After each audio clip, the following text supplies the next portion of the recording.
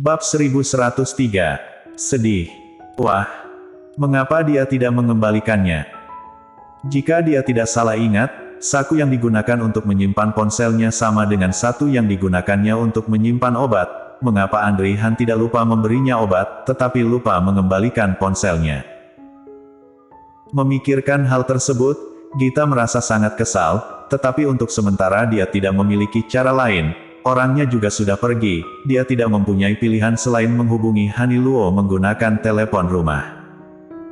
Hani Luo mendengar Gita sudah kembali, segera dia menyadari ada yang tidak beres. Kenapa? Bukankah kamu baik-baik saja, mengapa kamu pulang cepat? Apa ada yang tidak enak? Tidak ada ibu, aku hanya sedikit lelah terlalu banyak bermain, pokoknya aku capek sekali. Makanya aku diam-diam pulang untuk tidur, kamu tidak keberatan bukan? Ketika berbicara, Gita menjulurkan lidahnya, membuat tampang kelihatan seperti mengejek. Tetapi malah kesakitan, ketika memasang pose tersebut luka di wajahnya ikut tertarik, dia kesakitan sampai menarik nafas. Gita, ada apa? Hani Luo mendengar Gita menarik nafas. Gita segera menahan dirinya. Tidak masalah, aku tidak sengaja menendang kaki meja, sakit sekali.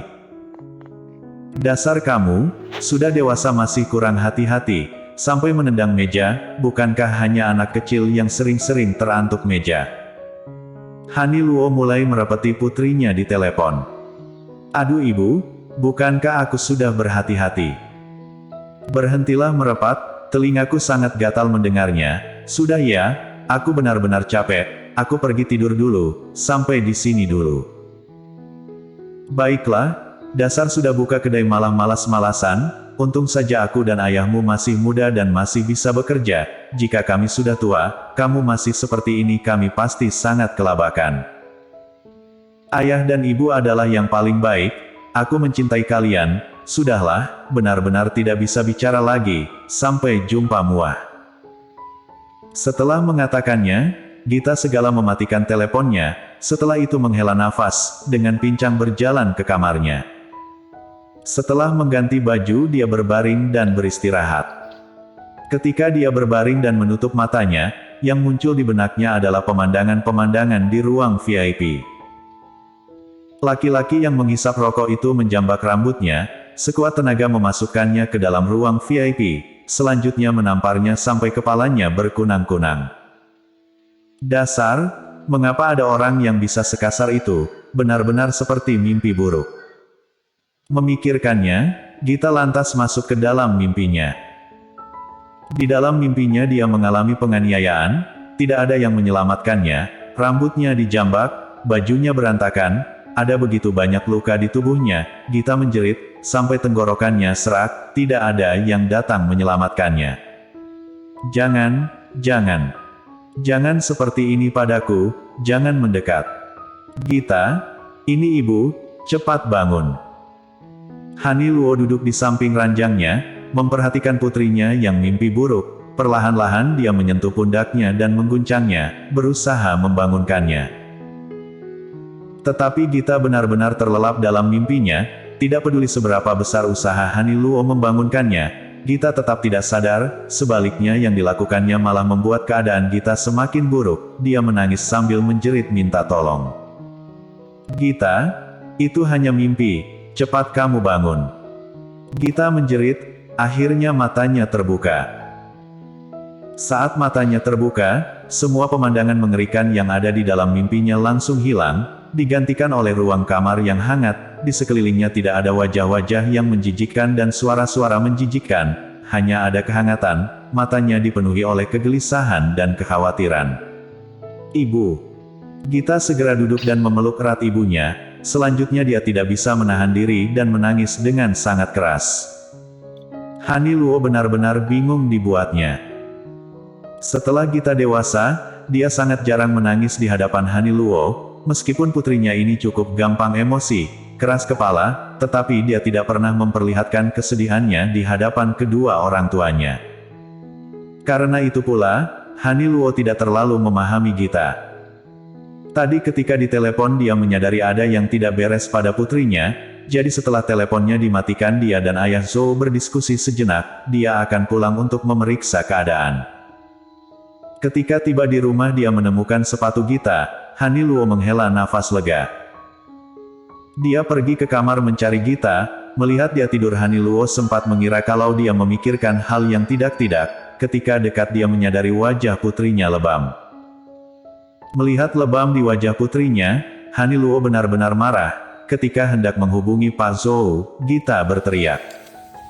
Rupanya dia sedang mengalami mimpi buruk. Dari semua reaksinya, Haniluo yakin sekali, putrinya sepertinya sudah dianiaya oleh seseorang. Gita menangis untuk waktu yang sangat lama, di tengah-tengah dia berhenti, dia menghapus air matanya dan mundur, matanya yang merah memperhatikan Haniluo. Ibu, mengapa tiba-tiba pulang? Mendengarnya, Haniluo merasa sangat sedih dan mengatakan, putriku menangis sampai seperti ini, bagaimana mungkin aku tidak pulang?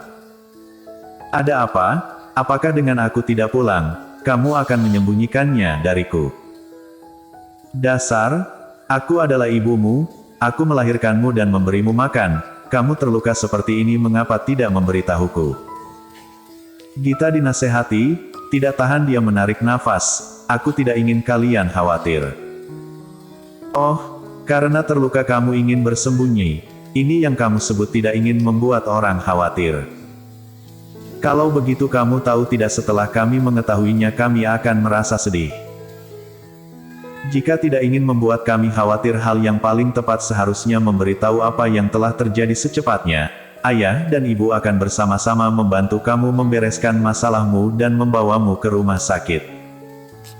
Gita tidak mengatakan apapun, meskipun maksudnya baik, tetapi menyembunyikannya dari kedua orang tuanya sudah tidak tepat, bagaimanapun mereka pasti akan mengkhawatirkannya. Sudahlah, lihatlah kamu menangis sampai seperti ini, apa yang telah terjadi. Sekarang kamu sudah bisa memberitahu ibumu bukan? Setelah dipikir-pikir, Gita menceritakan semua yang terjadi di ruang pertemuan. Awalnya Haniluo masih bisa bersikap tenang, sampai akhir di dalam matanya terlihat api kemarahan. Selanjutnya dia bangkit dari tempatnya, langsung keluar. Ibu, apa yang kamu lakukan? Gita menahan rasa sakit yang ada di kakinya menghadang ibunya. Jangan menghalangiku, aku ingin pergi mencari orang-orang brengsek itu. Berani sekali mereka menganiaya putriku, apa mereka pikir aku takut pada mereka? Dasar pengecut, jika aku tidak memberi mereka pelajaran, namaku bukan Haniluo. Putrinya sudah menderita, Haniluo benar-benar marah, keinginan membunuh bahkan muncul di dalam dirinya. Ibu, mereka sudah berada di kantor polisi, sekarang sedang diinterogasi, ibu jangan memperkeruh keadaan. Memangnya kenapa kalau berada di kantor polisi? Apakah aku seorang ibu tidak boleh menggantikan putriku meminta keadilan? Mereka akan mendapatkan hukuman sesuai dengan hukum yang ada, ibu jangan lagi seperti ini, kakiku sakit, aku tidak bisa menahanmu. Mendengar hal tersebut Haniluo tertegun, dia menunduk melihat kaki putrinya. Kakimu juga terluka. Gita mengangguk, lebam, tetapi sudah di ronsen, dokter mengatakan tulangku baik-baik saja, beristirahat beberapa hari semuanya akan kembali normal. Meskipun marah, menyadari kaki putrinya juga terluka, Haniluo tidak lagi bersikeras ingin pergi memberi mereka pelajaran, dia membantu putrinya kembali ke ranjang dan duduk, setelah itu membantunya melihat lukanya. Kamu yakin tidak ada tulang yang retak? Bagaimana kalau kita ganti dokter dan ronsen kembali? Berhati-hati jauh lebih baik. Bersambung.